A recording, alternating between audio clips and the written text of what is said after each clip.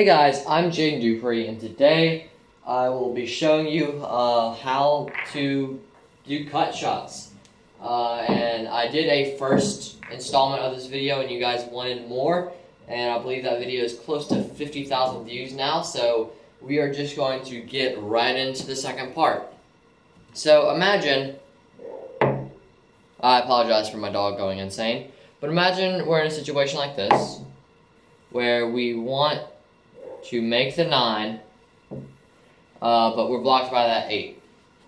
We want to make the 9, let's just say the 9 is on the second diamond, just about a ball's length away from the second diamond.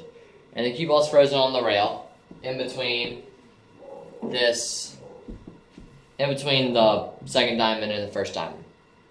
So, if we try, we're going to try to cut the 9 into this pocket. But if we aim for the ghost ball spot, if our cue ball contacts the 9 ball right there, where it needs to send it into that pocket, then we are going to miss. The 9 ball will be thrown. It's called cut induced throw, or CIT. The 9 ball will be thrown towards this rail. So let me just demonstrate that real quick. If we hit where we need to, that 9's thrown towards the rail, which we got lucky and made it, but that's obviously a lower percentage shot than this because of the side pockets opening. But we got lucky there. So we want to not get lucky. So let's just demonstrate that again. See how it's thrown towards the rail, also that risk of scratching. It's thrown towards the rail because of cut induced throw. The cut puts a little bit of spin on the 9 ball, and it's thrown a couple inches for every foot that it travels. So obviously it's traveling the whole length of the table, so it's going to be thrown quite a bit. So what we're going to have to do is overcut the ball. Or we could put a little bit of outside spin, left spin, which causes us to overcut the ball. It throws the cue ball to the right because of deflection. We will run into the 8, so if you're playing 8 ball, this is something to watch out for. But we are probably not going to make the 8. Like, it's maybe a 2% chance that we can make the 8 on this shot. But that's pretty much for every shot. So, a little bit of left spin and overcutting the ball will send the ball. We're aiming to cut the 9 right here. But because of that throw, the 9 ball is going to be thrown towards the rail into the pocket. So a little bit of left spin. Let's see if I can find a training ball to show you. Left spin, where I'm hitting. I am hitting just on the outer edge of the C. So over here on the C, that's where I am hitting. And I'm aiming pretty much into the rail. So here is this really, really difficult cut shot. It's a hard cut shot, and here it is.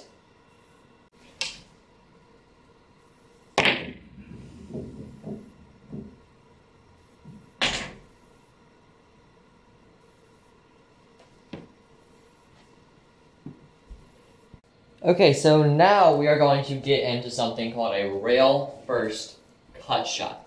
So obviously that means the cue ball is going to hit the rail first, and then the ball will be cut into the pocket. So let's say we're in a straight line with the 8 and the cue ball, which is a terrible place to be. We could try to play like the throw, double kiss, bank, but that's really difficult. I didn't mean to say throw there, I meant double kiss, bank. Cue ball and 8 ball hit twice, and the 8 ball follows it into the pocket. But let's just say we're really comfortable with the rail first cut shot here. So what we're going to do is we are going to hit this cue ball with a ton of right spin, maximum right spin. Get the training ball, show the camera, maximum right spin, all the way over here. This is where we're hitting. So if we hit all the way over there, our cue ball will go into the rail, deflect off of the rail, come out and cut that 8 ball like that. But we're going to hit it hard enough to where it goes in the pocket. So it's going into the rail, that right spin's taking it back to the right, like that. So the only thing we really need to watch out for on this shot is that corner pocket. We really don't want to scratch in this corner pocket right here.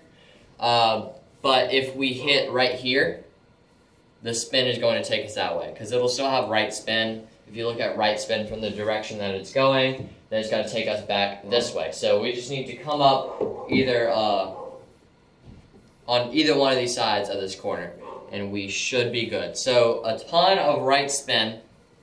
The thing about this shot is we're actually going to have to aim to hit about half of this 8-ball. Do not aim for the rail first. Aim for a little bit of the 8-ball because when we hit heavy right, you see how the cue ball deflects off to the left. So that is not going to be that dramatic because we're not going to miscue. But if we hit with right spin, our cue ball is going to naturally go off to the left. Hit that rail first, pocket the 8-ball. Definitely a shot to practice over and over and over again because it will come up. And here it is.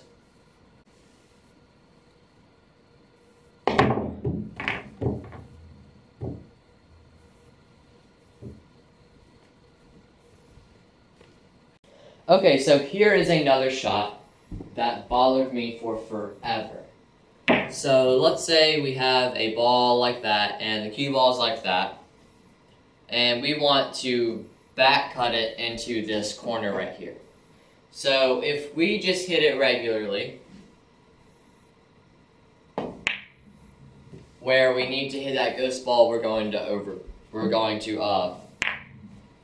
I hit that way off. I apologize there. If we hit where we need to hit for the ghost ball, we come up short. Pretty much always. That's if you have like unwanted spin on the cue ball, or if your table is weird. So this is just a shot that you need to practice over and over and over again because it is a tough one, and it does come up pretty much every rack. So if you don't have this shot down, if you can't see this angle, definitely practice it over and over again. I used to not be able to see this angle well at all until I started shooting hundreds of them a day. So I shot this shot literally hundreds of times a day, and I've pretty much got it down now. So I've found how I have to overcut it to pocket it every time. But definitely one you need to practice over and over and over again. Okay, so now we are going to use cut shots for safety play. So let's say we're playing 9-ball, and there's a shot like this, where we have a 1-ball right here, and a couple of blockers like that, just spread across. And we have our cue ball like that. So what we are going to do is we are going to hit very, very, very thin on that 1-ball. I'm going to move this camera over so you can see better. There we go. So we need to hit really, really thin on this 1-ball with some outside spin. Now what that will do is it'll just barely move the 1-ball, because the thinner you hit it, the slower it will be. It's just going to barely move the 1-ball. And when I say with outside spin, I mean just a little bit so we avoid this little cluster. We're going to bring our cue ball back here. So we want to really, really cut this, but we need to be really slow. So a little bit of outside spin. Where is the training ball? I believe it is in this side pocket over here. So with a little bit of outside spin, so by a little bit, I mean still inside of this C area, just a little bit on the outside of it. So this is another shot that comes up very, very, very, very, very often. I cannot stress to you enough how often this shot will come up in your matches. So definitely another one to practice over and over and over again. Like I say every time, these cut shots take practice. Even though this is not an extreme cut where you have to make a ball, it's a cut shot that you have to know. If you watch pro games, you've probably seen a shot like this played before. It's not hard, it's just a matter of getting your speed control down. And here it is.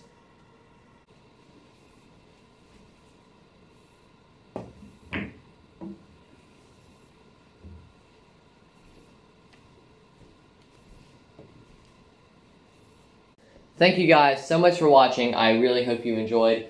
If you did, click that like button down below. If you want to be notified when I post again, click that subscribe button and then the bell icon right next to it. That'll just let you know that I've uploaded a new video.